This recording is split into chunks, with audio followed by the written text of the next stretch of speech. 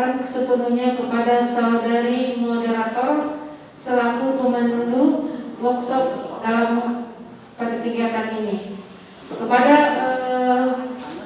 Ibu Frinia SPD dan Ibu Nuraida Anjani SPD selaku moderator kami persilakan.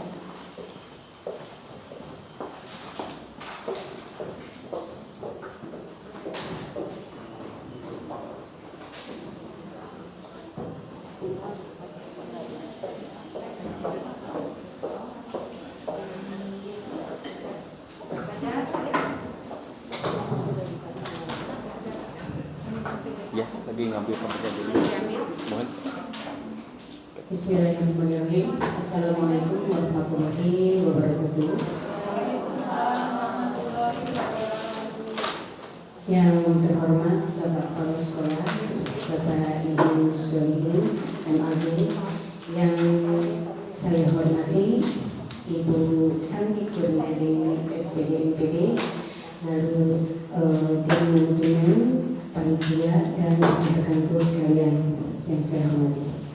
Baiklah, sebelumnya kita panjatkan puji syukur hadirat ilahi Rabbi bahwasannya hari ini meskipun pada kondisi yang memang sedang berakhir COVID-19 ini kita masih tetap berkumpul, meskipun hanya sebagian kita atur 35% kita bisa berkumpul untuk mendapatkan materi yang akan dipersiapkan nanti ke depan. Salawat serta salam kita berikan pada junjungan Nabi kita Muhammad SAW, bahwasanya pada keluarganya, pada sahabatnya, pada kita semua hingga akhir zaman. Amin amin ya rabbal alamin.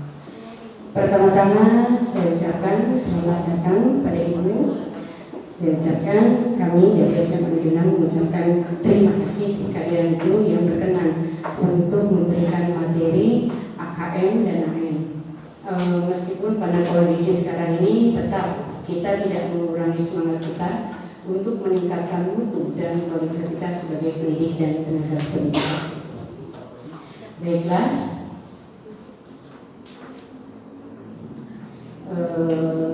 sebelum kita mendengar paparan yang akan diberikan materi oleh narasumber, di sini saya akan memperkenalkan bahwa narasumber yang di depan kita ini adalah Ibu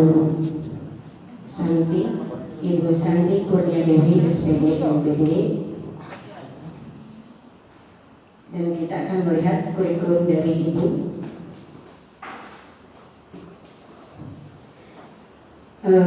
Di sini nama lengkap tadi sudah disebutkan, Santi Kurniadewi SPD MPD. Lalu di sini NIM 196909111 199201201. Lalu identitasnya di sini untuk ADB ya. Berangkatnya berikutnya adalah pangkat dan golongan ruangan di sini pembina tingkat 1 golongan 4B.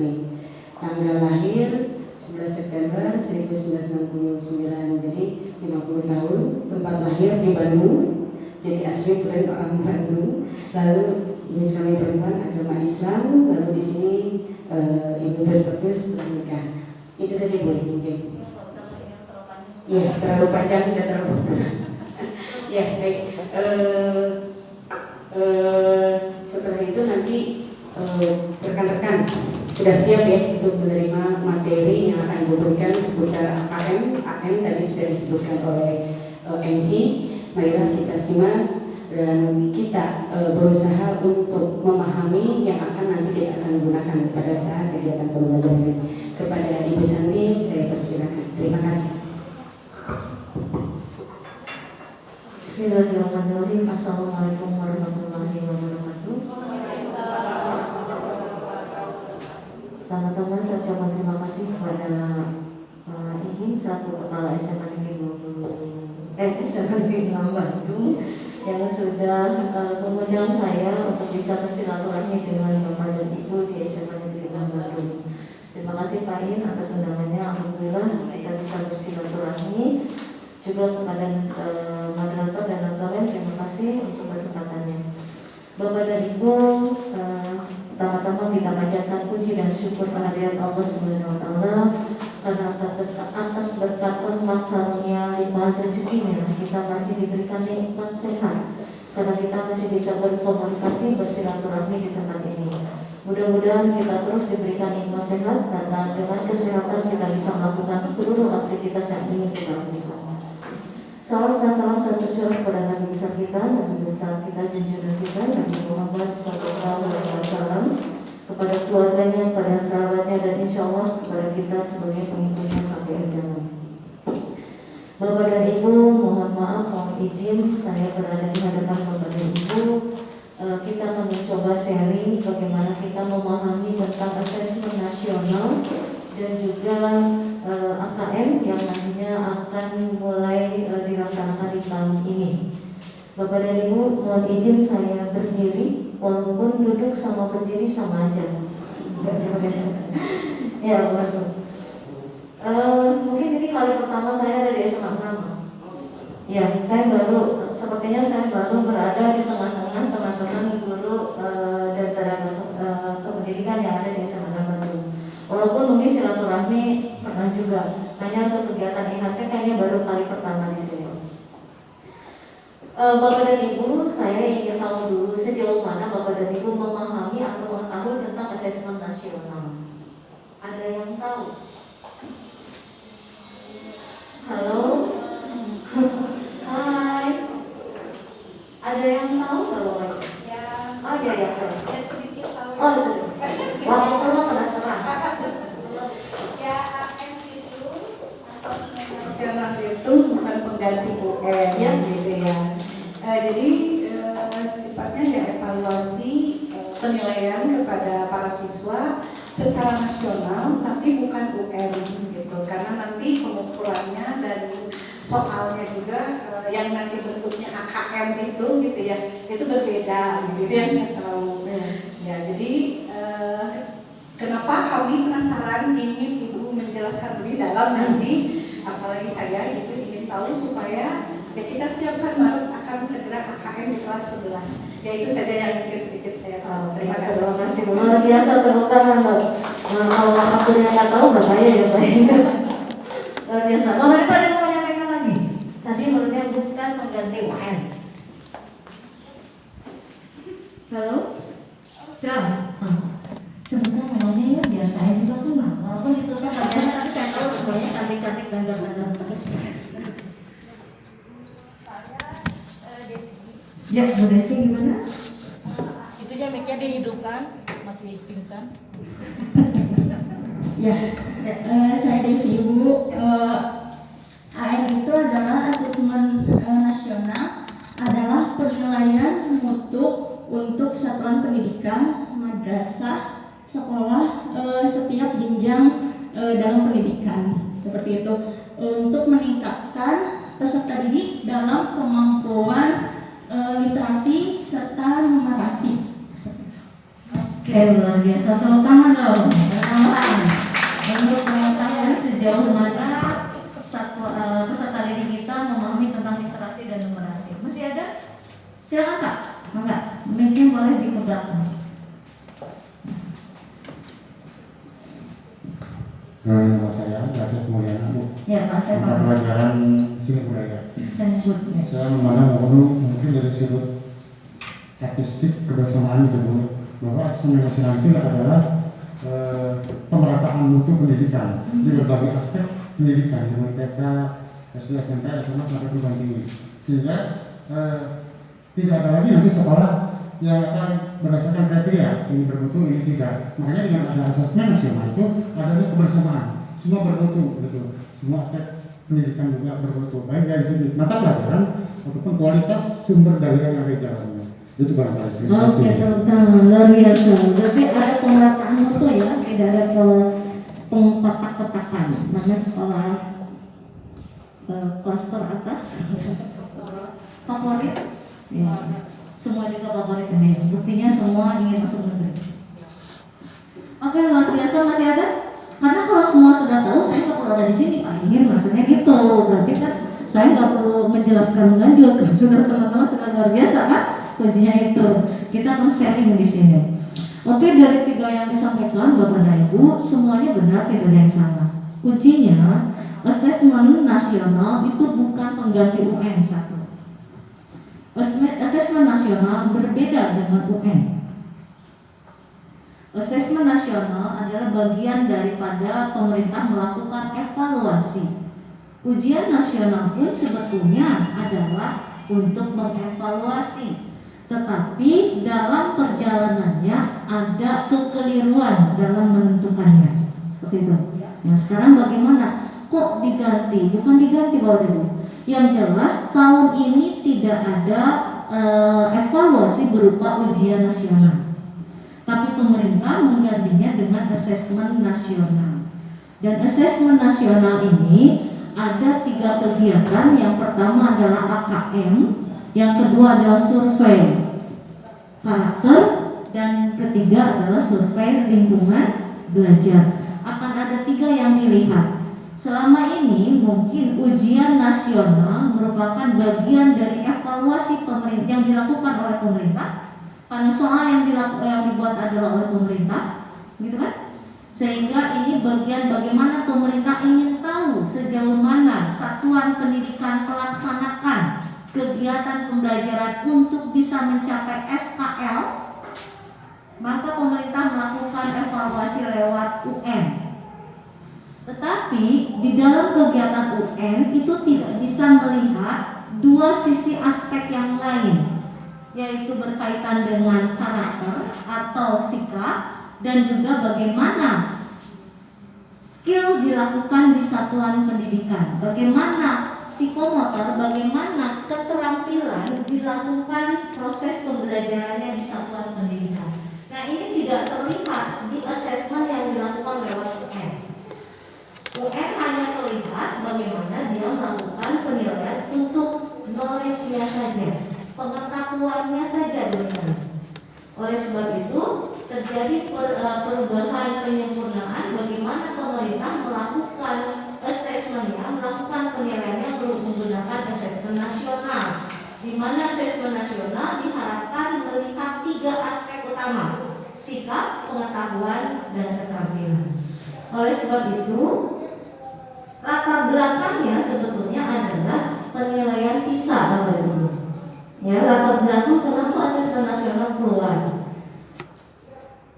Penilaian PISA itu dilakukan adalah untuk melihat bagaimana setiap negara melakukan proses perbaikan pembelajarannya, bagaimana anak mendapatkan kompetensinya, bagaimana skillnya dibangun.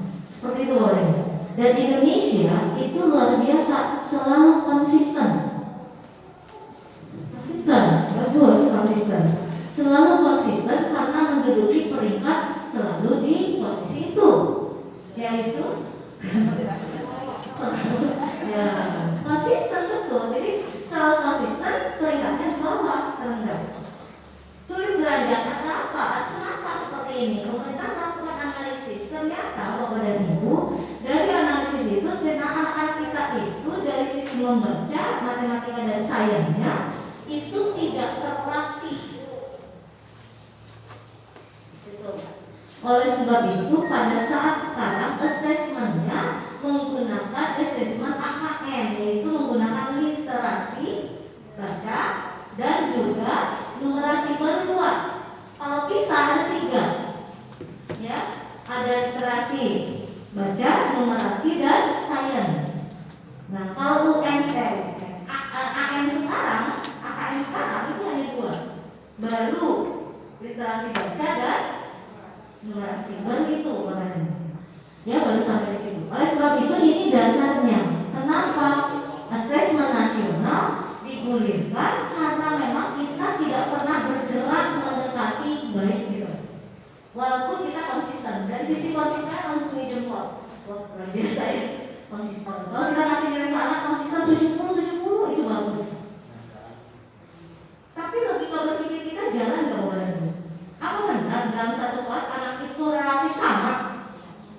Ada nggak anak yang kelas atas? Ada nggak anak yang kelas bawah? Jadi kalau Bapak dan Ibu nilai-nilainya misalnya 70 semua, bagus ya, konsisten dari segala kenal. Tetapi itu rasanya satu hal yang tidak mungkin. Nanti kita akan menilai seperti apa. Ya, karena setiap anak itu punya karakteristik dan bagaimana kita mengajak anak dengan master learning namanya. Oke, ya. Ini dasarnya. Oleh sebab itu karena dasar ini nilai PISA itu dan terlihat bahwa Indonesia itu anak-anaknya mudah sekali terpengaruh, galau, ya, maka tingkat perundungannya cukup tinggi, Bapak dan Ibu. Jadi mudah sekali, mudah terpengaruh gitu. Dan anak itu tidak punya keinginan bahwa udah saya mah kata guru saya level anak saya itu di bawah, ya sudah pasti begitu aja. Nah, padahal Bapak dan Ibu, setiap anak punya kemampuan yang sama, tetapi dia punya waktu yang berbeda dalam pencapaian kompetensinya. Nah, kita sebagai guru wajib tahu karakteristik anak tersebut. Nah, bagaimana kita melakukan proses pembelajaran untuk anak yang level bawah dalam tanda petik proses pencapaiannya, gitu ya, untuk level menengah dan level atas. Nah, ini yang perlu kita sadari bahwa tidak semua anak menyukai mata pelajaran kita, betul nggak ini?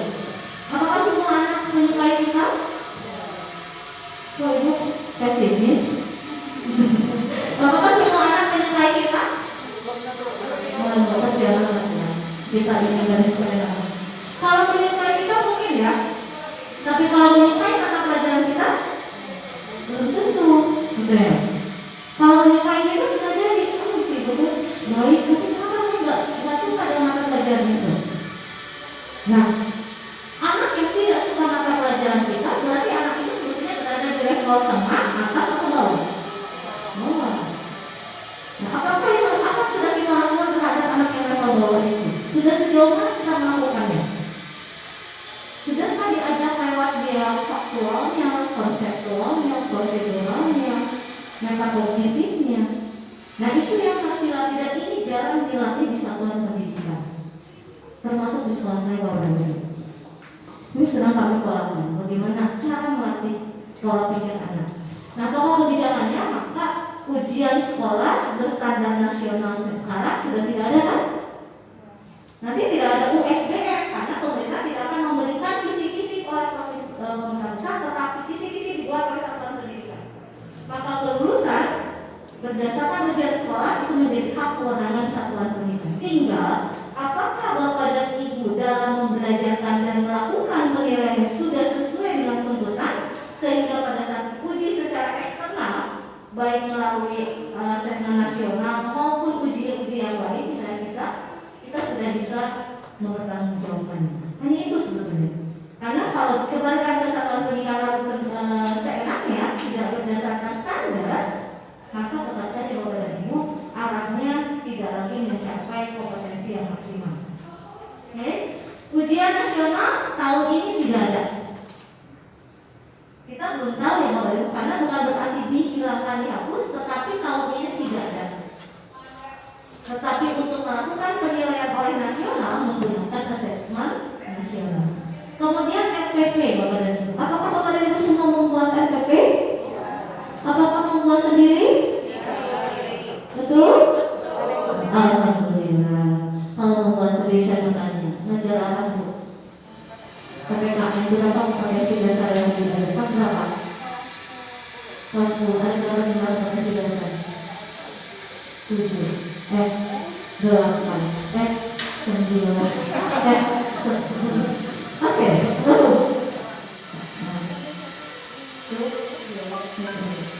berapa ya? 6, boleh.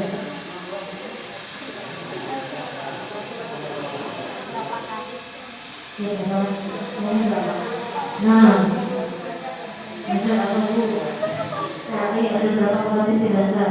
Ngajar kelas berapa Bunda? Ngajar kelas berapa? Kelas dasar ada berapa jumlah kompetensi dasar? 10. Betul? Yakin? Yakin? Oke, good. Kita mau Kak. Mana yang udah itu? Saya senang yang udah. Ya, sebenarnya saya mau ulang. Ngajar apa? Saya dulu sama ya Pak. Ngajar kelas berapa? Iya, ya masa mau baru. Kelas 10, berapa jumlah kompetensi dasar? Tuh, nanya kan? Kedua, sih. Coba. Ada kemana kalian? Bahasa Indonesia, kelas 10. Bapak dan Ibu, kalau kita membuat sendiri, pasti tahu nggak? Itu satu. Saya nggak mau nanya ke dalamnya aja deh. Saya nggak akan tanya. Saya baru nanya kompetensi dasar yang ibu bapak ajarkan. Bapak dan Ibu mengambil kurikulumnya, standar kompetensi dasar. Standar isinya itu menggunakan permen nomor berapa? Nah, itulah saya juga nggak ngerti. Saya cuma nulis nama di siapa, saya lakukan. Itu ada satu loh. Kenapa? Karena kita harus tahu. Saya akan mengajak anak didik saya sukses itu tuntutan standarnya yang mana? Halo? Hai. Nah, jadi harus tahu dulu. Nah, Bapak dan Ibu menggunakan kegiatan belajar di kurikulum yang sekarang, apakah menggunakan permen 24? Apakah menggunakan permen 37? Atau menggunakan permen perubahan? Karena berbeda. Betul nggak? Ya. Betul nggak? Ya, cek. Ada di perubahan itu, ada yang KD-nya jumlahnya berkurang. Ada KD-nya tetap, tetapi isinya disederhanakan. Maka akan terjadi penyempurnaan. Apakah RPP-nya harus dirubah? Ya. Makanya saya tanya, Bapak dan Ibu, apakah Bapak dan Ibu membuat RPP sendiri? Pasti tahu. Saya membuat sendiri, saya mengambil KD-nya dari permen 37, saya mengambil KD-nya dari permen perubahan. Karena sekolah dibebaskan, satuan pendidikan akan menggunakan permen 37 atau permen penyempurnaan atau membuat kompetensi dasar yang dibuat oleh satuan pendidikan tidak keluar dari standar itu. Itu satu dulu ya Bapak dan Ibu. Sehingga nanti dalam penilaian akan ngaku. Jadi tidak asal. Halo. Nah. Kalau kita punya 7 KD, berapa nilai yang harus dimiliki oleh anak? Berapa di buku nilainya? 14. Kenapa 14-nya? Pengetahuan dari teman-teman. Beda ada 14 nilai. Apakah sikapnya dari nilainya? Nah, kita akan intervensi ya. Di sini kita akan terjadi pertawatan nasional. Mudah-mudahan ada pencerahan sedikit. Karena Bapak dan Ibu, jangan pernah menjustifikasi anak tidak baik, jangan pernah menjustifikasi anak nilai yang tidak bagus kalau kita belum melaksanakan pembelajaran dan penilaian sesuai dengan standar yang dilakukan. Ya, hati-hati Bapak dan Ibu. Kalau nanti dunia pendidikan itu diketahui banyak orang, itu akan bisa dituntut Bapak dan Ibu. Nah, ini sangat berbahaya. Oke? Sehingga kenapa saya menunjukkan ini? RPP ini pemerintah membebaskan Bapak dan Ibu. Boleh Bapak dan Ibu membuat RPP anu berlembar-lembar, kan? Ada yang 30 lembar, ada yang 20 lembar, sembari RPP-nya itu selalu rapi di meja Bapak dan Ibu. Apakah ketiganya dibawa dalam proses pembelajaran? Kapan dibawanya? Saat di supervisi kepala sekolah mengingatnya.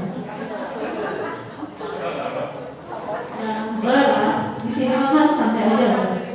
Ya, Bapak buka saja. Saat akreditasi masih sedikit fotokopi. Ya, kita jujur aja. Nah, boleh juga RPP yang 1 lembar, katanya kemarin kan. 1 lembar itu terdiri dari apa saja?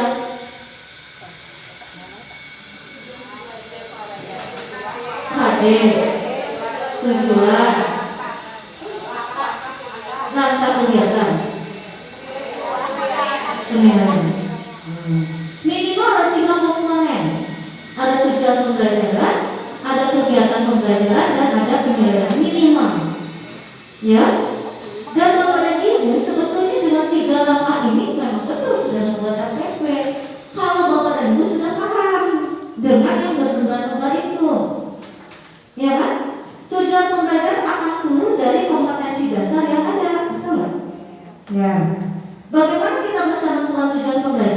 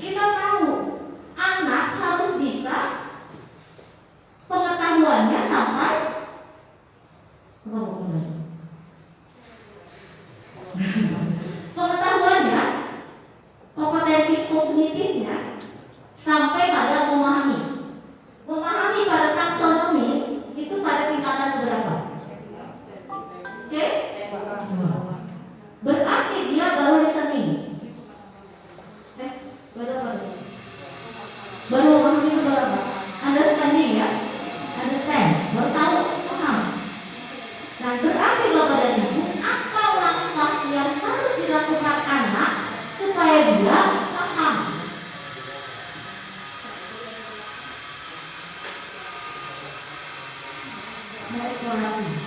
Misalnya, Bapak Ibu kan tahu ada anak di kelas yang level bawah, menengah atas. Ya, berarti apakah kita sudah nyatakan kok anak ini sudah gampang? Gampang kan kata kita, atau kita suka melihat kondisi anak. Nah, kalau kita memahami, berarti langkahnya kalau kita berpikir dua langkah, hanya tahu dan paham, gitu ya. Kalau kita punya anak yang level bawah, untuk tahu saja dia belum bisa, maka kita harus ajak lewat langkah tahu. Betul. Supaya tahu, maka kita harus memperlihatkan sesuatu. Berarti dia harus diajak untuk faktual. Betul nggak? Kegiatan supaya anak bisa faktual, maka apa bahan ajar yang harus disiapkan? Video bisa, apa lagi? Gambar bisa, apa lagi? Demonstrasi bisa. Nah, itu kan dirancang ya. Maka kegiatan awal, di awal itu pasti muncul. Ya, misalnya peserta didik mengamati bla bla bla bla. Tujuannya adalah dia mampu untuk tahu. Bapak dan Ibu sudah disampaikan di IHK ini yang akan sharing tentang asesmen nasional adalah Santi Kurnia Dewi. Apakah semua tahu yang namanya Santi Kurnia Dewi sebelum saya datang sini? Ada yang tahu? Ada yang tidak? Ya kan? Yang tidak berarti secara pengetahuan tentang Santi bawah, betul? Yang tidak tahu ya, yang tahu berarti sudah mumpuni. Mana ya? Maka dihadirkanlah Santi Kurnia Dewi di sini. Oh itu orangnya kecil, matanya belok, cerewet dan seterusnya. Ya boleh ya? Berarti sekarang Bapak dan Ibu, kalau saya tanya, Bapak dan Ibu sekarang tahu nggak yang namanya Santi Kurnia Dewi? Tahu. Sama dengan peserta didik Bapak dan Ibu. Walaupun kita nanti beda, bagaimana caranya bagi anak yang level bawah untuk mengajak tahu? Tidak ujung-ujung, nah coba kamu baca halaman sekian lalu kamu kerjakan. Bagaimana yang dimaksud dalam gak bisa kepada ini? Tetap ada step by step. Oleh sebab itu muncullah RPP ini menjadi RPP Merdeka Belajar. Artinya Bapak dan Ibu lah yang akan merancang sesuai dengan karakteristik peserta didik. Kalau Bapak dan Ibu sudah nyatakan, Bu Santi dari sini mah C1-nya sudah tahu semuanya, berarti Bapak dan Ibu sudah melangkah tinggal ke C2, betul nggak? Berarti RPP-nya tidak ada lagi indikator untuk C1, tidak ada lagi kegiatan untuk C1, tapi anak sudah harus dinilai nggak C1-nya? Wajib. Berarti anak C1-nya harus sudah 100 dan itu disimpan dalam buku nilai Bapak dan Ibu. Selama ini disimpan nggak? Introspeksi saja sebenarnya ya. Logika berpikirnya begitu. Kalau kita punya 4 indikator sebagai jarak kepada dia, lalu 2 indikator sudah terlampaui, maka anak ini sudah mendapat 200. Karena maksimal nilai itu 200 untuk kita kan. Karena kita mau sampai 100. Nah, berarti nanti tinggal melihat langkah berikutnya itu apa misalnya. Berarti ini sudah punya tabungan. Kalau langkah ketiga 70, langkah 450, berarti dari 4 langkah menjadi satu ada. Logika berpikir Bapak dan Ibu. Kita tinggal melakukan remedialnya adalah di indikator yang belum tambah saja. Itu kuncinya. Oleh sebab itu RPP-nya harus benar dulu. Ibu Bapak ngajak belajarnya dengan medianya tetap tidak, efektif tidak, efisien tidak dalam kondisi pandemi sekarang ini.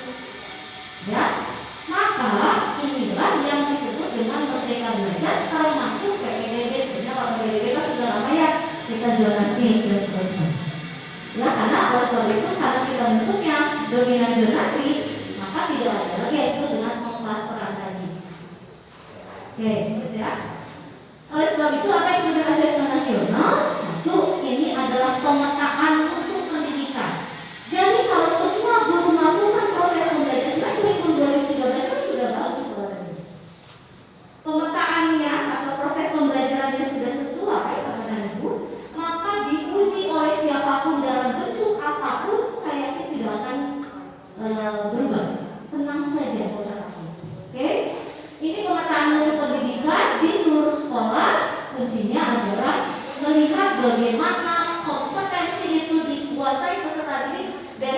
belajar itu menjadi bermakna.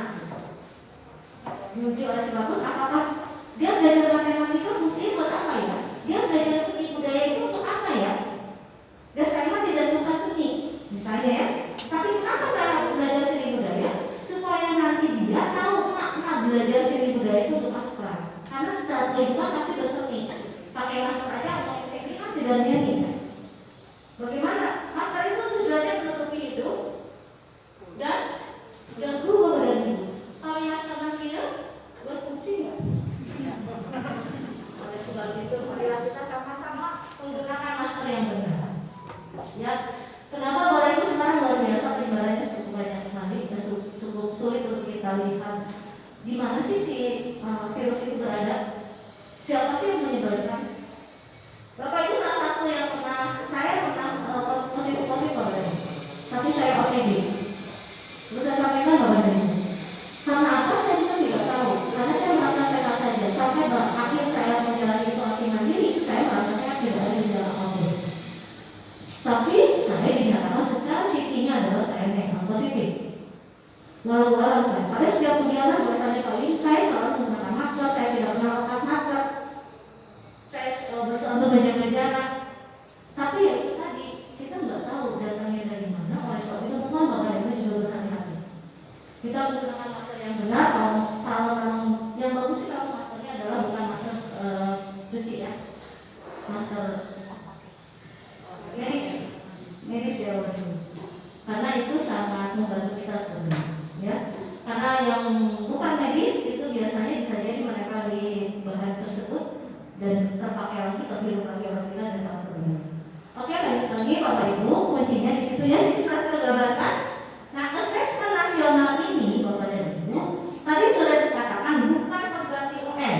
Ini yang lama. UN itu mencakup seluruh kompetensi lewat kurikulum. Karena nanti ada SKR kan, kalau UN dulu ya, SKR lalu diturunkan menjadi indikator dalam kisi-kisi, muncul pada indikator soal dan semua mata pelajaran diujikan.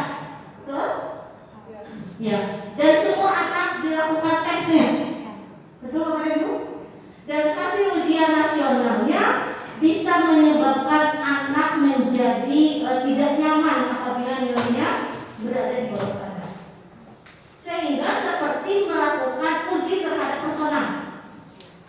Padahal tujuan utama UN adalah untuk pemetaan. Tujuannya itu sebetulnya di dalam undang-undangnya seperti itu. Tetapi dalam pelaksanaannya nilai UN dijadikan salah satu andalan untuk masuk perguruan tinggi lah, gitu ya, untuk masuk berbagai macam kedinasan lah, dan juga biasanya juga dilakukan penilaian untuk kelulusan di beberapa sekolah misalkan. Padahal UN bukan penentu kelulusan, hanya untuk pemetaan. Ini yang salah kaprahnya. Dan oleh sebab itu sekarang tahun ini UN-nya diganti, bukan diganti UN-nya atau asesmennya diganti menjadi asesmen nasional lewat 3 kegiatan KKN, survei karakter dan survei lingkungan belajar yang akan dilaksanakan tahun ini di kelas 11, hanya 45 orang dalam satuan pendidikan. Alatnya begini Bapak Ibu, hanya ada 2, satu tentang literasi numerasi, satu tentang literasi membaca dan numerasi. Apa yang dimaksud literasi membaca? Anak ini apakah dilatih? Siapa sih yang berkewajiban untuk tahu bagaimana membaca yang baik, bagaimana melakukan artikulasi dalam membaca yang baik sehingga memiliki arti yang berbeda? Itu siapa tugas? Mana? Bahasa Indonesia. Ya, secara keilmuannya ada di bahasa Indonesia, tetapi semua guru juga akan melakukan membelajarkan literasi baca. Karena kalau anak disuruh baca satu alinea, Bapak dan Ibu, dan dia harus memaknai alinea itu kan dibelajarkan di semua mata pelajaran. Semua mata pelajaran secara keilmuannya pasti ada bacaan. Baik bacaan secara langsung maupun bacaan melihat membaca lingkungan. Oke? Nah, ini yang umumnya Bapak dan Ibu di pembelajarannya dilakukan, tetapi nggak nyambung dengan penilaiannya. Tidak terlatih Bapak dan Ibu. Jangankan siswa kita aja kadang-kadang disuruh dikasih bacaan ya Bapak Ibu. Bu, minta materinya, oh iya, colok, simpen, karena dibaca. Lalu macam, kalau dibaca mulai tidak prestis, tiba-tiba kan prestisnya kan full, nah hapusannya, menurut hapusan mana gitu. Ya, nah itu yang terjadi. Nah, kemudian ada bacaan, ya, yang dibacanya itu yang betul-betul yang nyambung ke kita, yang kan sudah dibaca. Tapi kalau baca WA lebih ngeset biasanya, apalagi musik gitu. Jadi artinya Bapak dan Ibu, bagaimana si bacaan itu menarik dan mudah untuk diserap oleh peserta didik, maka dilatih lagi dalam proses pembelajaran. Dan ini diujikan karena ternyata orang Indonesia ini pintar-pintar Bapak dan Ibu, pintar secara banyak pintar. Tetapi kalau dia diberikan sebuah bacaan untuk bisa melakukan listening, kemudian disuruh melakukan bagaimana keterkaitan antara sebuah bacaan dan lainnya, itu kurang. Karena biasanya dia itu adalah lebih banyak drill pengetahuan, dilatih wakil soal. Jadi jawaban yang diingat tanpa dia tahu makna dari jawaban itu. Nah, kita harus melatih ini dalam bacaan dan bagaimana numerasi sederhana dibiasakan dilatih di setiap mata pelajaran. Halo, hai. Ya.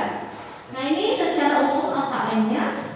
Jadi AKM nanti ada literasi membaca, ada teks informasi kontennya, ada teks sastra. Dari sini akan terlihat bagaimana dia bisa menemukan sebuah informasi. Dia bisa menentukan interpretasi dan integrasinya. Ini masuk pada kalau dulu ujian nasional itu level 1 ada di sini Bapak dan Ibu. Kemudian interpretasi integrasi itu ada level 2 sampai pada menentukan C3. Dan yang terakhir adalah evaluasi dan refleksi titular yang sudah masuk pada level 3 yang dulu dikatakan soal quotes. Bukan quote ya. Quotes pakai S.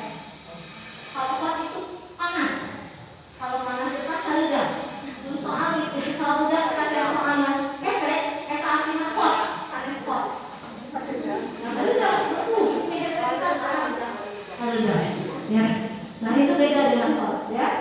Nah kemudian konteksnya bisa personal, bisa seni budaya, sosial budaya, bisa saintik. Jadi kalau konteksnya bisa seperti ini.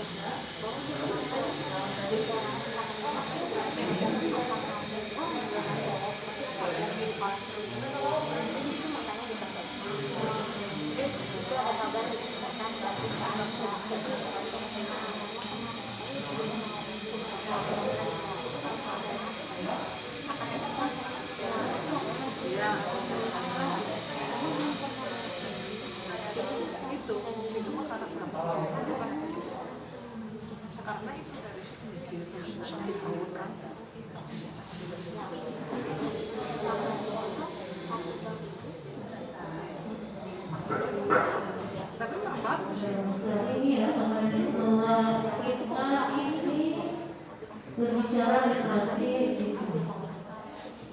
Proses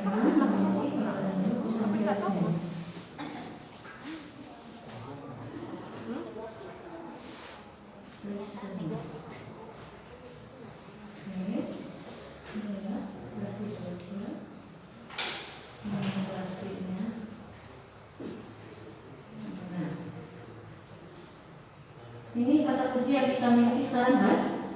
Kalau mengingat itu C1, C2 ini masuk pada pemahaman. Boleh lihat pemahaman. Kata kunci di sini bisa melihat ada mengingat, definisi dan seterusnya. Ini yang dilatih untuk dia paham. Nanti Bapak dan Ibu dalam melatih paham tersebut, selain ini maka ada proses dia melakukan klasifikasi, menghitung hanya standar. Jadi tidak ada di dalam numerasinya itu nanti integral, itu nggak ada. Hanya penjumlahan, pengurangan, persen seperti itu Bapak ya. Kata kuncinya. Applying itu pada level 2,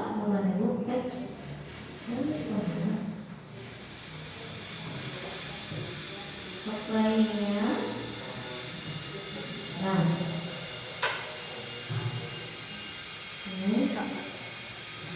Ini mulai dari dia memilih strategi lewat menentukan operasi, strategi menyatakan, membuat model, menerapkan, melaksanakan, menafsirkan, ini masuk pada applying, pada level 2 tadi. Ya. Kata kuncinya di sini Bapak Ibu, bisa memilih, menentukan, menyatakan, membuat model, menerapkan, melaksanakan. Dan ini yang harus dilatih di PPP Badan itu. Jadi kegiatan pembelajarannya ada mulai pemahaman ini, ya.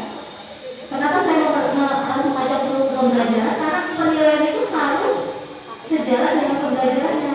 Jangan sampai pembelajarannya kemana, penilaiannya kemana gitu, ya. Ini yang terakhir Bapak dan Ibu ya,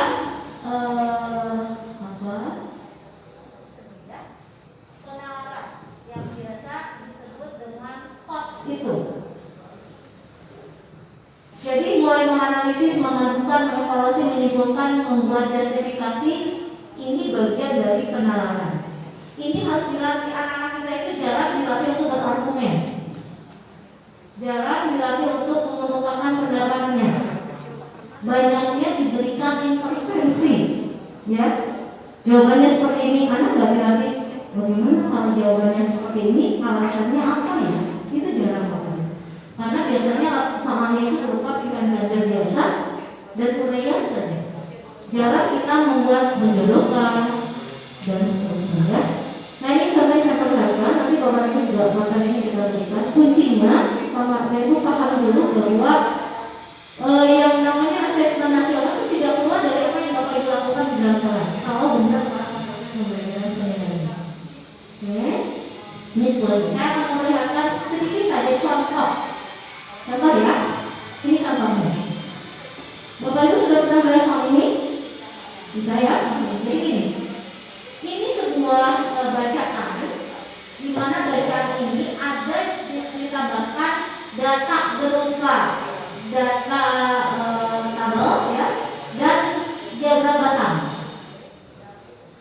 Ini berarti menggabungkan beberapa yang disebut stimulus. Ya, beberapa stimulus yang berbeda. Biasanya Bapak dan Ibu soal kita itu stimulusnya itu satu. Ya. Langsung atau bacaannya bacaan ya. Tanpa menggabungkan beberapa bentuk stimulus. Nah, kita langsung latih ini. Ini contoh sederhana. Ini ada standing, berarti ini hanya pemahaman. Sebetulnya ini soalnya hanya C1 dan C2. Tapi soalnya sudah menghadirkan stimulus yang baik. Setiap material sampah akan mengalami penguraian. Material sampah dapat berupa sampah organik dan sampah anorganik. Jadi di sini diceritakan bahwa sampah sekalipun ada anorganik dan organik, gitu ya. Anak bisa baca itu sederhana. Waktu yang diperlukan untuk mengurai sempurna disebut waktu dekomposisi. Nah, Anda sudah tahu waktu dekomposisi adalah mengurai sempurna. Itu kata kunci, ya. Berikut waktu dekomposisi berdasarkan jenis material sampah. Ada organik, anorganik. Organik yang ada kulit pisang, kulit jeruk, kacang kertas, sisa apel, kertas tisu. Anak sudah belajar. Organik itu kan yang berarti yang bisa diuraikan dengan pisang. Tetapi ternyata setelah ada data, material yang organik yang di data ini ternyata beda-beda waktu dekomposisinya. Berarti waktu penguraian sempurnanya beda ya? Pisang 6 minggu, kemudian sisa apel 2 minggu, 2 bulan. Berarti yang paling lama mana boleh? Jeruk 5 bulan, ya. Berarti kulit jeruk paling lama. Yang paling cepat apa? Nih, mana? Kertas tisu ya. Ternyata kertas tisu 5 minggu lebih mudah dibandingkan ke 5 yang ada, ke 6 yang ada, 5 yang ada di sini. Mana? 5 ya. Sekarang anak itu sudah harus bisa baca. Nah, siapa yang melatih membaca seperti ini? Di semua pelajaran, termasuk di matematika. Membaca tabel, gitu ya. Sehingga dia bisa membandingkan antara satu data dengan data yang lain. Cukup dengan tabel sederhana. Sekarang waktu dekomposisi sampah anorganik. Kita lihat ada apa saja. Plastik, baja, kaleng aluminium, kulit sintetis. Lihat data ke kanan adalah nama bahan sampahnya, ke atas adalah tahun. Plastik ada di 400, berarti berapa tahun? 400 tahun baru bisa terurai sempurna. Luar biasa. Kemudian yang paling cepat adalah baja 200, 100 tahun. Kaleng 250, kulit sintetis 500. Sekarang pertanyaannya ada di sini.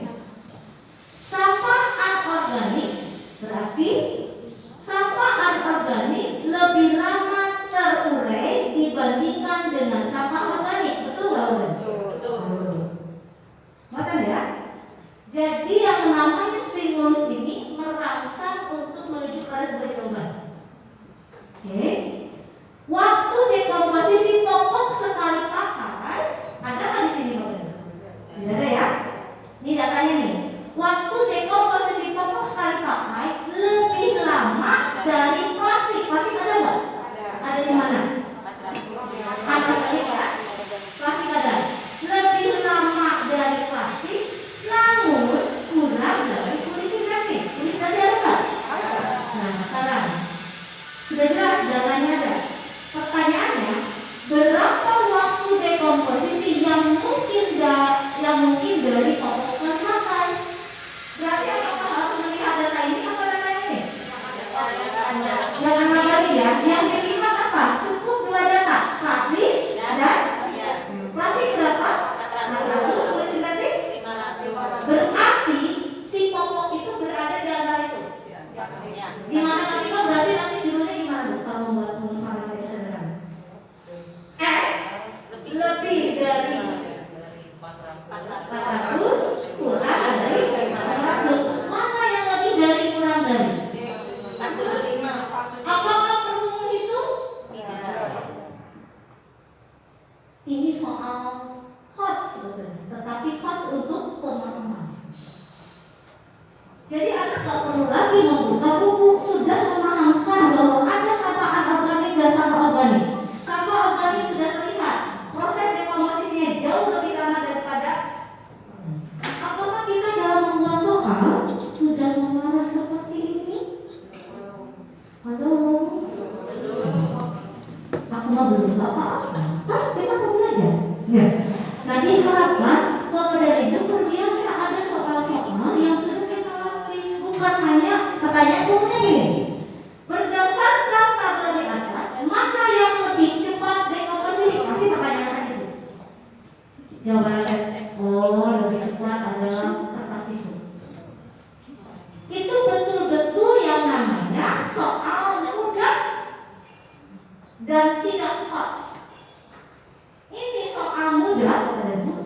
berarti dia sudah host.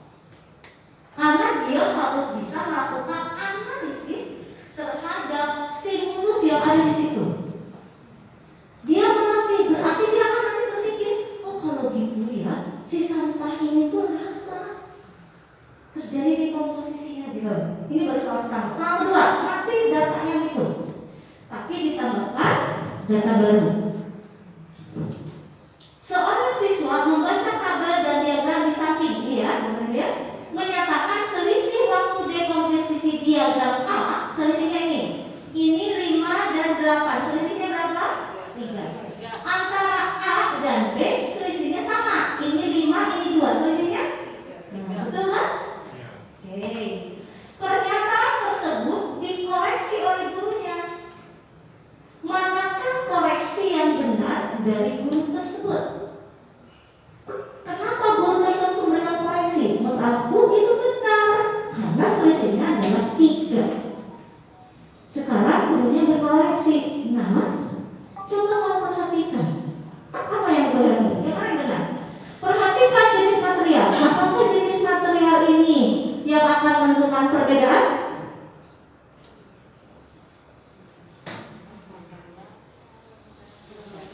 Tidak terlihat ya? Oke. Perhatikan satuan unit waktu dekomposisi. Kita lihat. Kertas tisu kertas. Apa yang tadi? Kantong kertas. Ini dalam bentuk apa di sini data? Minggu dan bulan. Berarti kalau kertas tisu tadi 5 minggu, kemudian kertas kantong kertas 8 minggu. Berarti sama nggak? Sama ya? Berarti dalam mingguan. Berarti jarak 3. Perbedaannya adalah hanya 3 minggu. Betul nggak? Ya. Sekarang ini kulit jeruk berapa? 5 bulan. Sisa apel 2 bulan. Berarti ini dalam minggu atau dalam bulan? Bulan. Berarti jarak 3 digitnya ini 3 minggu atau 3 bulan? Maka antara A dan B sama nggak? Anak harus menganalisis Bapak dan Ibu, bukan hanya menjawab benar dan tidak, salah dan tidak benar, ya. Tetapi tahu, oh ternyata ini kalau secara kasat mata ya betul ya 3 digit kan. Tetapi karena datanya di sini jelas, berarti dia harus menghubungkan antara ini dengan data yang jelas. Nah ini yang jarang dilatih oleh kita Bapak dan Ibu di dalam pembelajaran maupun dalam. Nah mohon Bapak dan Ibu mulai sekarang supaya kita latih siapapun yang diuji AKM mereka bisa. Oleh sebab itu Bapak dan Ibu latihlah di semua mata pelajaran karena nanti ada AKM. Kalau sekarang kan baru AKM nasional yang baru ya. Dan AKM nasional tidak berbasis mata pelajaran. Bapak dan Ibu nanti ada AKM berbasis mapel, yaitu Bapak dan Ibu melakukanlah penilaian AKM menggunakan stimulus-stimulus ini dalam setiap mata pelajaran Bapak dan Ibu. Latih sehingga bentuk apapun akan terkait akan keterbiasaan. Oke, ya. Ini sederhana, ini baru apa ini baru level 2. Yang terakhir adalah listening, level 3. Datanya masih data yang tadi, ya. Tinggal muncul pertanyaannya. Seorang siswa ingin menggabungkan data waktu dekomposisi sampah organik dan anorganik. Ibu guru tidak menyarankan hal tersebut. Setujukah kamu dengan saran gurumu? Setuju nggak? Saya menggabungin antara data ini dengan data ini dalam sebuah diagram, batang, diagram lingkaran dan seterusnya misalnya. Ibu setuju nggak? Menggabungkan. Ibu guru tidak menyarankan menggabungkan. Setuju. Kenapa? Terlalu jauh. Ada yang setuju nggak? Bisa jadi ada setuju. Setuju Bu? Kenapa setuju? Bisa Bu? Bisa nggak sih? Bisa. Tapi kenapa guru tidak menyarankan? Itu jawaban anaknya masih nyambung. Itu sudah punya nilai Bapak. Dan ini jangan kita latih. Itu argumen anak terhadap analisis. Sekecil apapun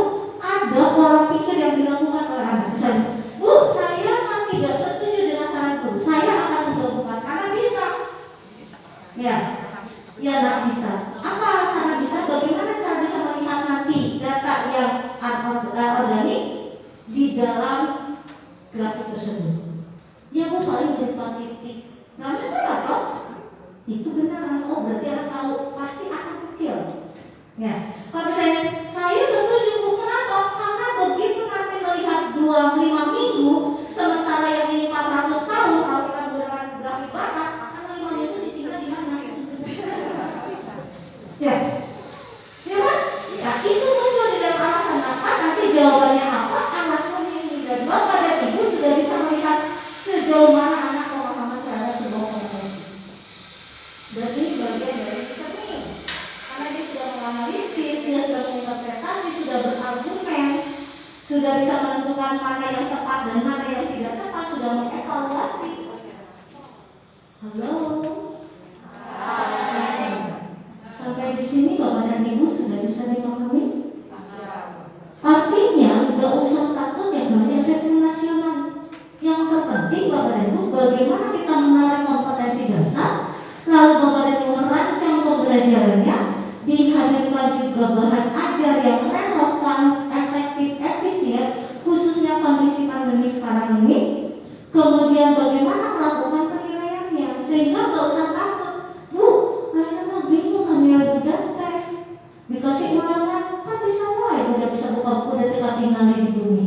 Yang untuk kami soalnya cukup ABCD biasa. Tuh enggak? Tapi kalau sama seperti ini dengan berbagai macam karakter argumennya, berbagai macam pemikiran tanpa buka buku mah sama udah ya. Karena di dalam buka buku di dalam persoalan tersebut sudah ada langkah bagaimana anak sudah bisa melakukan analisisnya. Jadi nggak usah tahu soalnya, nggak usah banyak Bapak dan Ibu. Yang penting sudah mewakili dia pemahaman, sudah mewakili dia applyingnya, sudah mewakili dia listeningnya, itu sudah mencakup yang namanya taksonomi understand tadi C1 sampai C6. Ya, sekarang anak ulangan soal 40, guru fisika 40, guru kimia 40. Ya pasti Bapak dan Ibu dengan waktu yang sama singkat, kabar dia, ya itu yang terjadi. Akibatnya kita nggak tahu lagi mana yang jujur dan tidak jujur, karena soal kita pun mengiring kepada tidak jujur. Mudah untuk beliau bertidak jujur. Tapi dengan kondisi soal yang seperti ini, dengan kondisi soal yang hoax lewat pembelajaran hoax tadi, saya berkeyakinan bahwa itu akan terjadi perubahan paradigma bagi siswa. Bahwa kejujuran di sini akan didapatkan jika anak jujur belajarnya untuk bisa mendapatkan kompetensi, dia akan mudah mendapatkan kompetensi penilaian secara value-nya. Ya, nah ini contoh sederhana. Jadi artinya kita harus bisa melakukan proses bagaimana mengambil stimulus untuk proses penilaian. Karena AKM itu sebetulnya bukan sesuatu yang baru. Bukan sesuatu yang baru, tetapi karena kita jarang melatihnya menjadi sesuatu yang menakutkan. Ya, berarti sih bisa. Dilatih 45 bulan, dilatih kan dilatihnya 4 bulan kayak tanda dilatih. Kan jadi berbahaya ya. Nah bukan itu, tetapi kita terjadi seperti biasa. Hanya gilingan kita proses pembelajaran penilaiannya harus mengarah kepada hal yang sudah sesuai dengan standar. Di 2013 juga sudah seperti ini Bapak Ibu. Hanya dalam pelaksanaannya teman-teman masih. Makanya saya tanya, buat RPP buat sendiri iya. Apakah RPP setiap tahun? Insya Allah sebagian besar tinggal nanti tahu. Ya kan Bu? Apakah Bapak Ibu membuat soal? Membuat soal dulu? Atau memindahkan soal? Iya betul, berbeda. Ya, apa yang dilakukan jika membuat soal?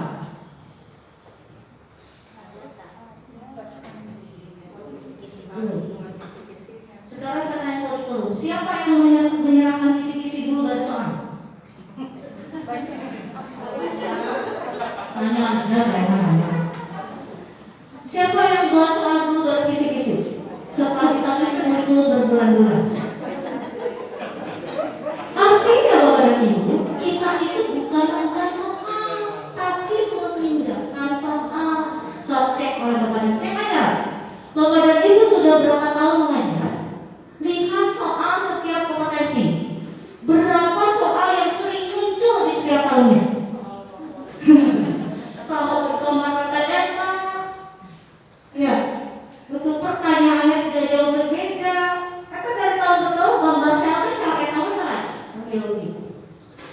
Kami di matematika misalnya pertanyaan tentang apa ya?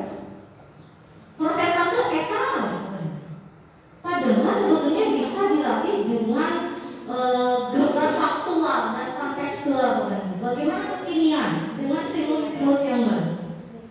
Nah, itu yang harus kita cari dan kita latih. Dan ini jarang dilakukan pelatihan pembuatan soal di satuan pendidikan. Umumnya adalah pembelajaran, jarang melatih kepenilaian. Hampir di semua satuan pendidikan. Ya, oleh sebab itu pembelajarannya sudah oke. Saya yakin teman-teman luar biasa pembelajarannya semalam sudah oke, tetapi penilaiannya belum sejalan dengan apa yang diharapkan di pembelajaran itu. Betul ya. Sehingga kita harus mencoba bagaimana nanti melakukan menyambungkan ya, apa yang dibelajarkan supaya dia bermakna, lalu bagaimana dilakukan proses penilaian. Halo? Halo Mas? Tahu? Oke ya. Ya, intinya seperti itu di dalam. Jadi artinya ini salah satu sederhana, tidak perlu melakukan ini dari Dewan Ekonomi Internasional memiliki program untuk membantu negara-negara yang mengalami kesenjangan pendapatan. Berarti hanya mencari data di sini. Jadi di sini numerasinya, bacaannya itu yang literasi bacanya sebetulnya. Artinya ini harus dibuat. Maka nanti kalau itu terjadilah perubahan. Kita akan ubah di semester genap ini. Bagaimana konten itu membangun kompetensi. Jadi anak dilatih untuk membaca. Ajar baca berat, membaca yang benar. Melatih anak membaca dalam satu kalimat dan dia memaknai satu bacaan itu. Sehingga kalau dia sudah bisa memaknai itu tadi, material sampah itu terdiri dari organik dan anorganik.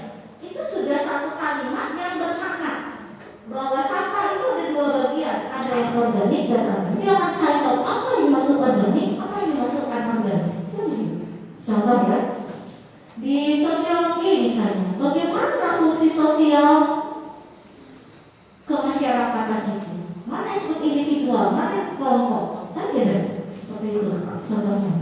Jadi belajar membaca sehingga dari bacaan itulah dia mendapatkan kompetensi. Ini kan terbalik bahwa umumnya di drill kompetensi. Padahal kita melatih membaca yang benar, baru dia akan mendapatkan kompetensi. Oleh sebab itu kompetensi akan didapatkan, konten akan didapatkan dari sebuah kompetensi setelah dia membaca benar. Bukan dibalik. Nah, banyaknya drill yang terjadi adalah tadi Bapak dan Ibu melatih soal apa dimaknai pembelajaran. Kita rubah paradigmanya sehingga nanti diharapkan Bapak dan Ibu nanti akan melihat grade di sekolah kita itu ya dari hasil survei dan AKM-nya akan muncul 4 posisi. Anak, kelompok anak ya. Apakah kelompok anak itu masuk pada kategori perlu intervensi khusus? Apa artinya intervensi khusus? Berarti anak itu level 1-nya pun tidak terlampaui. Anak-anak yang berada pada kondisi ini adalah siswa yang hanya memiliki pengetahuan kalau di matematikanya ya, matematika yang sangat terbatas. Siswa menunjukkan penguasaan konsep yang parsial, berarti tidak bisa menggabungkan dua tadi stimulus tadi. Dia hanya gambar, tidak bisa menggabungkan dengan cerita dan seterusnya. Ya, kalau dia masuk kelompok dasar, siswa memiliki keterampilan dasar matematika komputasi dasar, misalnya menjumlahkan, pengurus sudah tahu ya. Ini di kelompok dasar. Cakap, dia sudah mampu menggunakan bahan tersebut. Mahir berarti dia sudah mampu menginterpretasi, mampu membuat argumen, mampu untuk melakukan prediksi-prediksi. Itu mahir. Nah, kelompok inilah yang akan kita lakukan penyempurnaannya di kelas. Bapak dan Ibu bagaimana nanti mencoba untuk melakukan penyempurnaan atau perbaikan pembelajaran bagi anak kelompok yang di sini, bagi yang di sini akan berbeda caranya. Dan itu yang harus dilatih oleh Bapak dan Ibu. Apa yang dilakukannya? Ini. Peran guru untuk mendorong literasi baca. 1. Mengajak siswa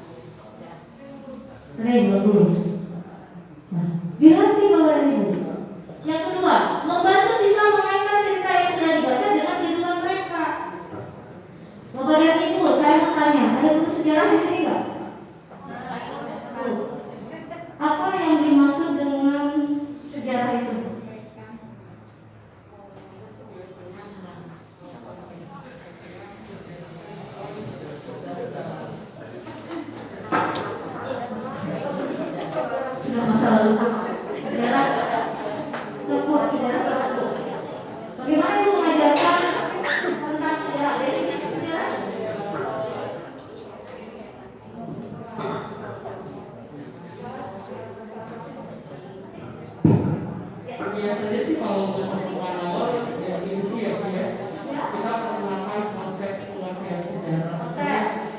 Terus definisi sejarah yang dikemukakan oleh definisi oleh sejarah yang mencari informasi itu konsep. Oh itu sih.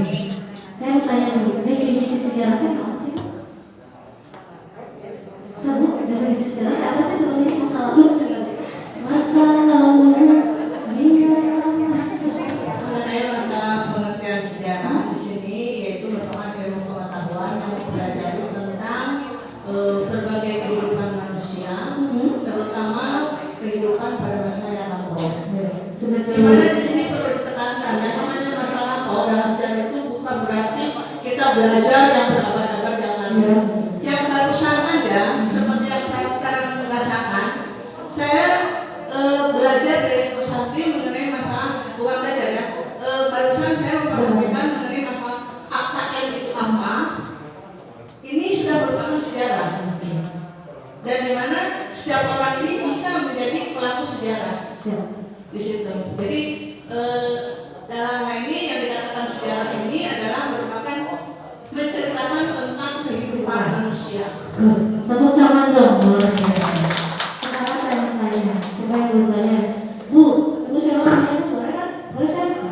Bu, tolong ceritakan dari mulai ibu bangun tidur sampai ibu saat ini.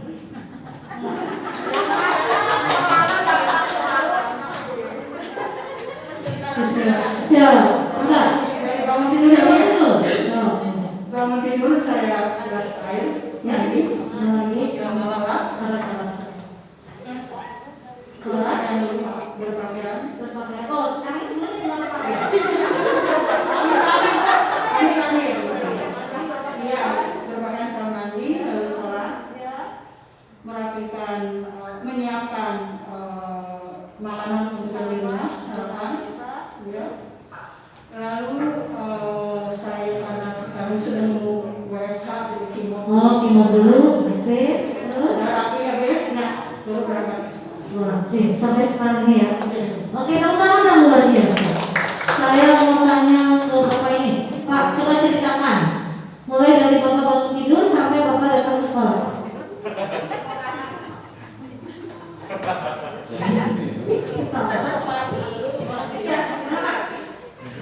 Jujur Pak. Terus pertama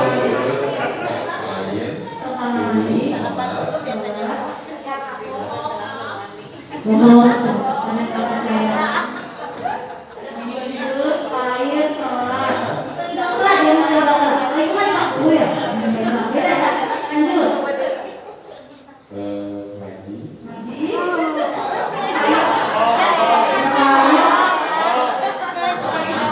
satu main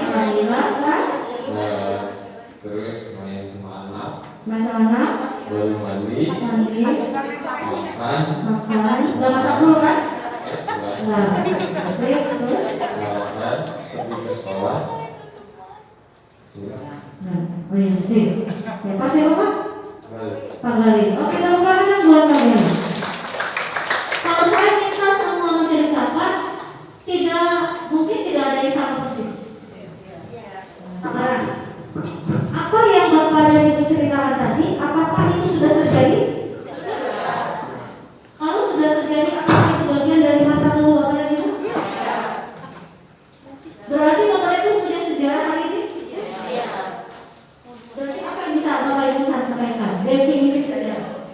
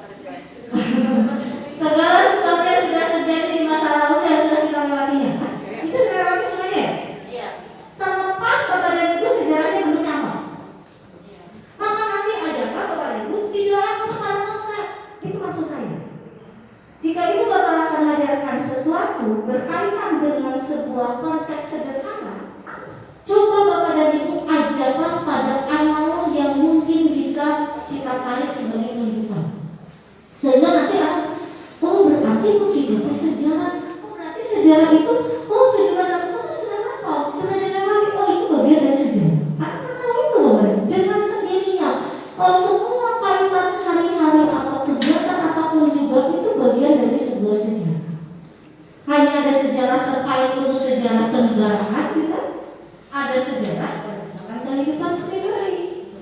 Nah ini yang saya inginkan. Jadi Bapak Ibu mengajar itu membuat anak paham. Yang dipelajarinya itu bermakna tuh nggak sih belajar sejarah. Nah, semasa lalu ya tuh begitu. Nggak begitu. Karena itu akan ada dampak untuk masa depan Anda. Nah ini yang harus kita kaitkan. Apakah kita mengajar sudah seperti itu? Hello? Umumnya textbook Bapak ini. Maka kembali lagi, ada setelah teks itu dan anak wajib bisa dengan isi teks itu. Bukan itu. Dan ini yang harus diubah paradigmanya. Maka nanti dalam membuat soal KKN itu akan mudah karena kita terbiasa menarik ya faktual, aktual dan kekinian semua yang disebut dengan stimulus itu. Ya, sehingga Bapak dan Ibu ajarlah anak ini mengaitkan cerita yang dibaca dengan kehidupan mereka. Apapun, misalnya di kimia belajar tentang larutan. Nah, coba kamu di rumah kamu minum apa aja? Ceritakan.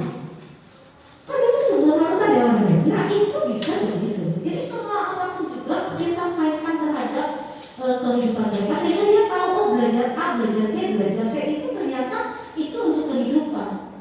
Sehingga anak nanti akan ada ketertarikan bahwa yang tadi tidak suka mata pelajaran A, B, dan C itu saya yakin ke depannya dia akan walaupun dia tidak bisa mendalami. Karena kita tidak akan menjadikan anak itu menjadi pintar untuk segalanya. Karena dia punya kapasitas dominannya yang berbeda. Guru memberikan pada siswa bagaimana informasi yang ada di dalam bacaan tersebut disusun dari sesuatu yang sudah diketahui siswa. Nanti ditarik. Dari faktual tadi ditarik cirinya. Nah, ciri sejarah itu 1, 2, 3. Maka dari ciri itulah akan diberikan di konsep seperti apa.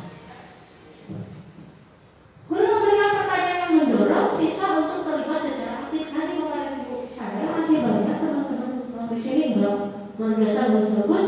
Kalau misalnya kegiatan daring, ya itu teman-teman gurunya menjelaskan gitu ya. Pakai pen menjelaskan.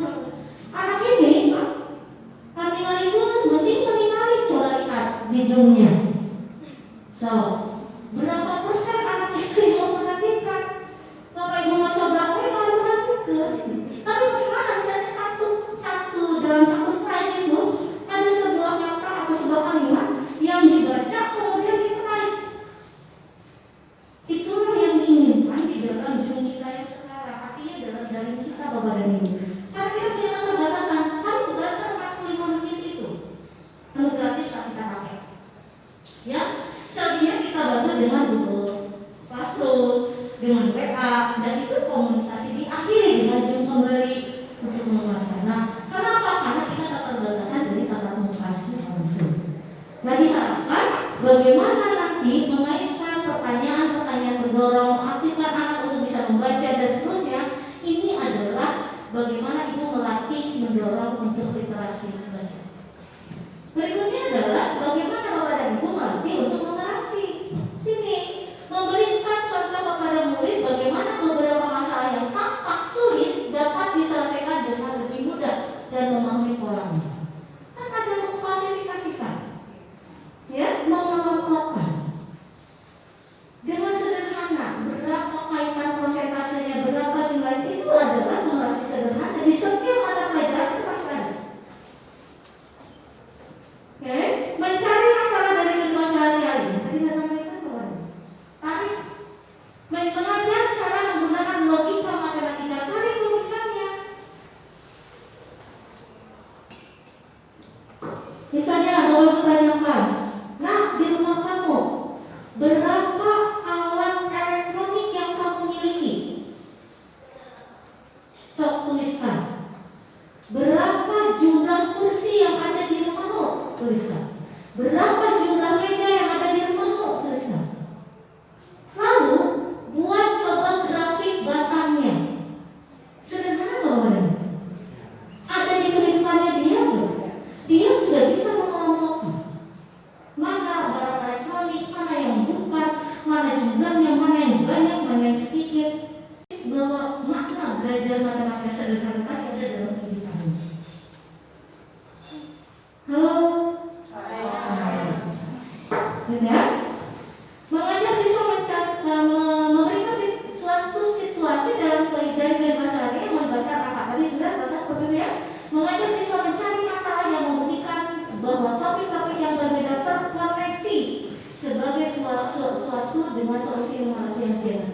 Banyak pada ini di semua mata pelajaran masuk. Tadi saja itu sebetulnya biologi, ya, organik, tetapi ada matematika yang bisa kita numerasikan. Nanti kalau PAP ada, seni budaya ada semuanya. Asal bagaimana kita mencoba mencari cara pembelajaran yang efektif supaya belajar itu lebih bermakna. Dan ini yang umumnya belum terlaksana. Oleh sebab itu, kenapa kamu dikatakan Bapak dan Ibu bukan tuntutan tuntas kompetensi itu kan tidak bukan itu, tetapi anak ini belajar bermakna. Sehingga kalau kita punya keterbatasan, bagaimana nanti supaya kita memiliki kolaborasi yang baik? Maka di sekolah ini kan ada yang disebut dengan nanti kolaborasi antar mata pelajaran. Kadang-kadang mana yang terkait sehingga muncul sebuah tuntutan proyek, hanya satu proyek tetapi bisa dinilai dari bahasanya, bisa dinilai dari ekonominya, bisa dinilai dari fisika dan seterusnya, mata pelajaran tertentu. Jadi hanya satu pembelajaran bahwa kita bisa melakukan kolaborasi antar mata pelajaran sehingga tidak membebani anak, tetapi belajar itu bermakna. Seperti itu. Nah ini yang harus kita latih, Bapak Ibu, sehingga melatih literasi baca, melatih literasi numerasi itu harus sudah terbiasa dilakukan oleh Bapak Ibu di dalam pembelajaran kita. Sehingga nanti tidak ada lagi bahwa yang namanya AKM itu sebetulnya bukan hal yang baru, bukan hal yang menakutkan. Sehingga perlu lagi adanya pemantapan AKM tahun-tahun. Enggak perlu menurut saya. Yang harus dimantapkan bagaimana kita mencari bahan ajar efektif dan efisien untuk memudahkan anak mendapatkan kompetensi. Bagaimana melatih Bapak dan Ibu membuat penilaian, ya, sejalan dengan pembelajaran yang bermakna. Itu yang kita lakukan. Tidak perlu lagi ada yang namanya pemantapan AKM, kemudian guru-guru latihan soal membuat soal AKM, bukan latihan soalnya, tapi bagaimana Bapak Ibu merubah paradigma pembelajaran, merubah paradigma penilaian. Nanti saat melatih penilaiannya akan mudah Bapak Ibu. Kalau sekarang Bapak Ibu penilaiannya masih seperti yang dulu, tidak nggak? Aku masih seperti yang dulu, ya. Itu agak susah loh. Sekarang Bapak Ibu saya tanya, Bapak Ibu kita mau berubah nggak? Jangan banget nih bilang aku. Bapak Ibu mau berubah nggak? Kalau mau berubah tujuannya untuk apa? Untuk siapa? Untuk siswa. Kalau kita berubah pasti akan berdampak bagi perubahan untuk pendidikan desa anak ini. Tujuannya itu. Karena tugas kita, tugas anak kita adalah harus mampu mencerdaskan anak bangsa dari sisi sifatnya, pengetahuannya, keterampilannya. Kalau kita melatih Bapak Ibu dengan cara seperti ini, saya yakin anak terbiasa dia mandiri, terbiasa dia jujur. Itu sudah terlatih. Maka sikap spiritualnya itu sudah terlatih. Nggak mungkin dia menceritakan misalnya Bapak Ibu hal-hal dalam dirinya yang tidak dilakukan. Halo. Oke. Nah ini kaitannya sehingga nanti Bapak dan Ibu saat melakukan, ini hanya contoh-contoh saja, melakukan penilaian AKM lebih condong kepada tetap saja kita mengacu pada kompetensi dasar yang kita miliki. Lalu kita akan melakukan memberikan seperti apa pembelajarannya, seperti apa penilaiannya, maka diharapkan di semester genap ini Bapak dan Ibu membuat RPP-nya betul-betul membuat, ya, bukan memindahkan. Bukan menyalin sebatas menyalin. Menyalin itu boleh, kita menyalin harinya kita salin, gitu ya, betul ya. Gak mungkin harinya kalah, belum, pasti nyalin. Tetapi dari karya itu kita akan paham bagaimana nanti membreakdown bahwa ini loh tuntutannya.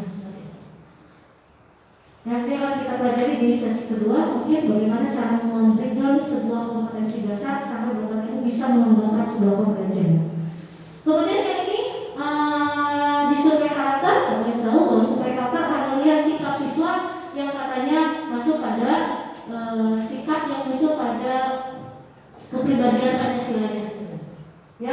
bagaimana dia beriman bertakwa kepada Tuhan. Nanti ditanya mungkin di sana, nah apakah setiap mengawali pembelajaran diawali dengan berdoa? Bisa gitu. Nah, karena Bapak Ibu udah sana sampai yang pertama nanti jadi karena banyak berdoa. Kan masih deh. Setiap guru harus mengajak anak untuk anak. Mudah-mudahan pembelajaran hari ini kita bisa dapatkan ilmu yang baru kan? Nah, kita di akhir sesi kita juga dapatkan dosen. Jadi itu yang bisa. Nanti kalau anak yang ditanya seperti itu ternyata pas orang kita rosnya, iya, sebenarnya tidak. Oh itu misalnya di mana? Ya, kan bisa begitu. Itu di karakter lingkungan akan ditanyakan ke pihak guru dan tukang.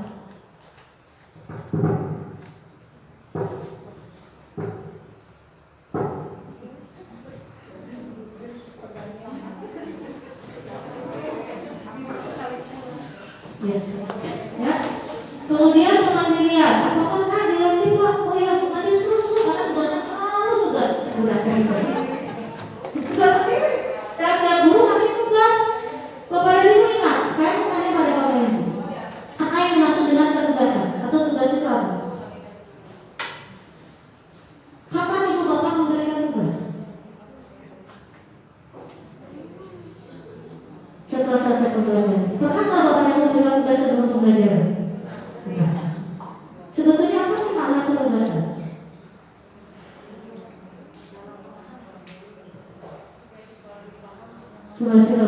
Supaya siswa lebih paham. Kalau siswa lebih paham, berarti ada pengetahuan lain yang dimiliki siswa.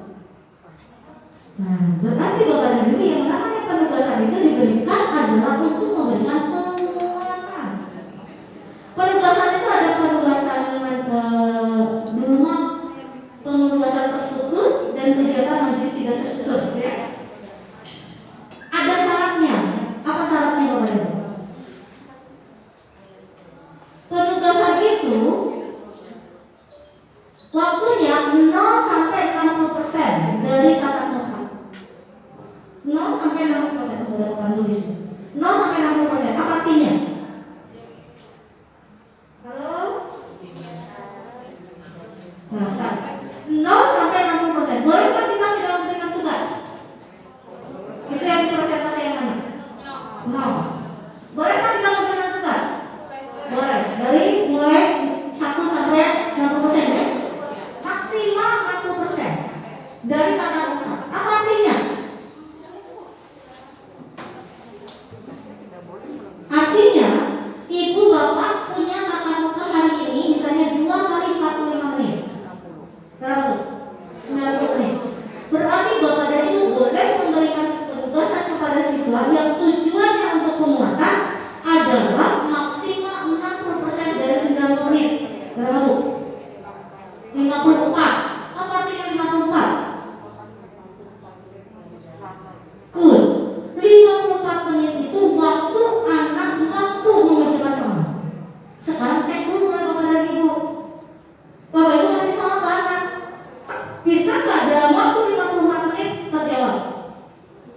Bu, cetek dan saya 5 kali sini. Cek guru nanti. Jangan berpikir begitu. Lihat anak yang level bawah. Jadi Bapak dan Ibu logika berpikir kalau salah satu hari itu ada 4 mata pelajaran misalnya 4 kali 54 menit satu jam.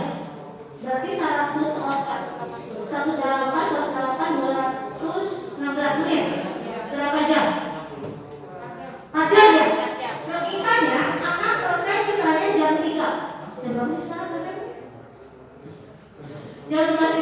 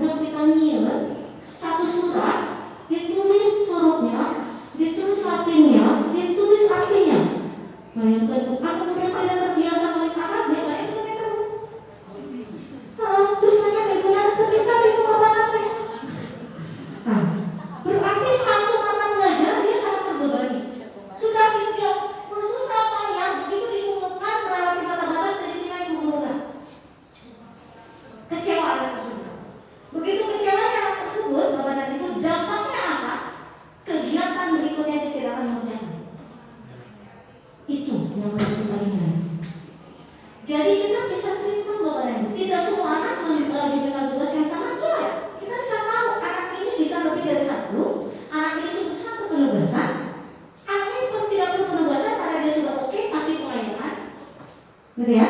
Nah, itu yang harus kita cermati. Maka Bapak dan Ibu saat nanti memberikan penugasan nanti itu harus betul-betul sesuai dengan kapasitas. Karena ada kriterianya bahwa penugasan itu memiliki waktu 0 maksimal 60% dari ketentuan. Jadi kalau Bapak Ibu punya 2 kali 45 menit, maka hanya boleh memberikan penugasan itu maksimal yang bisa dikerjakan oleh siswa dalam waktu 54 menit. Soal yang seperti apa yang bisa dikerjakan dalam waktu 54 menit itu yang tahu adalah Bapak Ibu. Jadi logika berpikirnya, anak masih punya waktu istirahat, anak masih punya waktu-waktu yang lain untuk dia bisa melakukan. Jadi jangan sampai dengan adanya PJJ BDR ini itu justru menjadi salah melakukan langkah kita dalam masa pengajaran.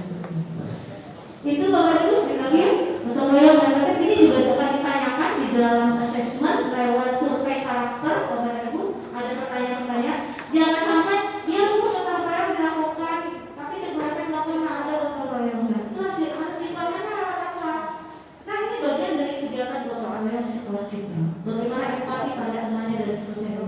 Ya, yang kan terakhir adalah lingkungan belajar. Di lingkungan belajar Bapak Ibu juga sama. Ya, ini akan dilihat bagaimana keamanan bagi siswa tersebut yang dilakukan oleh satuan pendidikan. Apakah safety dan seterusnya, ya? Bagaimana SOP yang dilakukan, sikap dan keyakinan guru. Apakah guru itu membimbing kalian bisa mendapatkan kompetensi? Saya mah nggak pernah ditanya-tanya. Saya ya.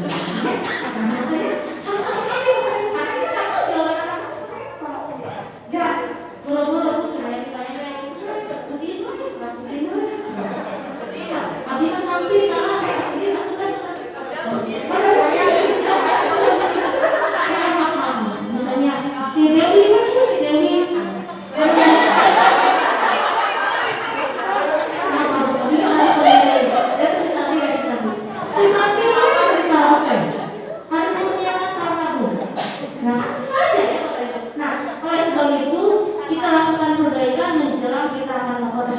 Sehingga nanti jawaban anak diharapkan sesuai dengan apa yang kita lakukan.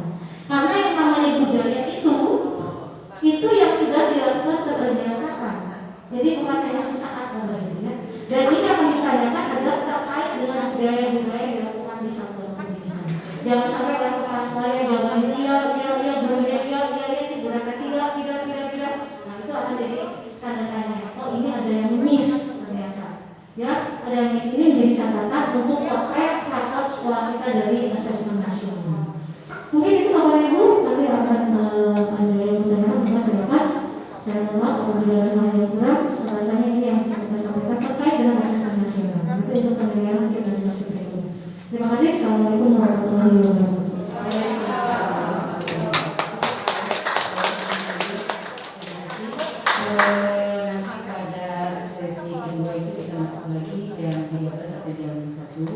Dengan sesi kedua dan materi yang masih akan dilanjutkan. Baik di sini, jadi hasil dari apa yang sudah disampaikan itu bahwa asesmen nasional itu merupakan upaya sebelumnya untuk memotret secara komprehensif untuk proses dan belajar satuan pendidikan dasar dan menengah di seluruh Indonesia. Informasi ini diperoleh dari APEN diharapkan digunakan untuk memperbaiki kualitas proses pembelajaran di satuan pendidikan yang pada dirinya dapat meningkatkan untuk hasil belajar peserta didik. Baiklah, nanti kita lanjutkan kembali dan saya serahkan kembali kepada Desi. Terima kasih.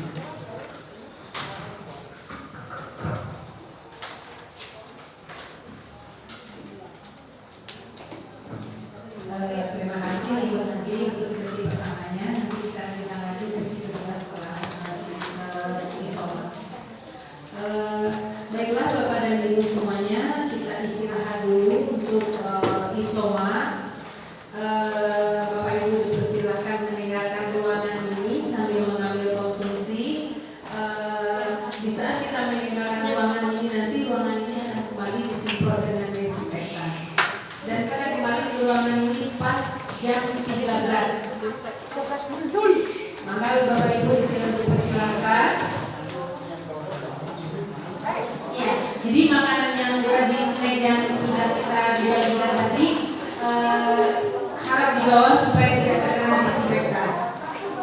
Terima kasih. Kita masuk lagi nanti jam 13 selamat beristirahat. Jam 13.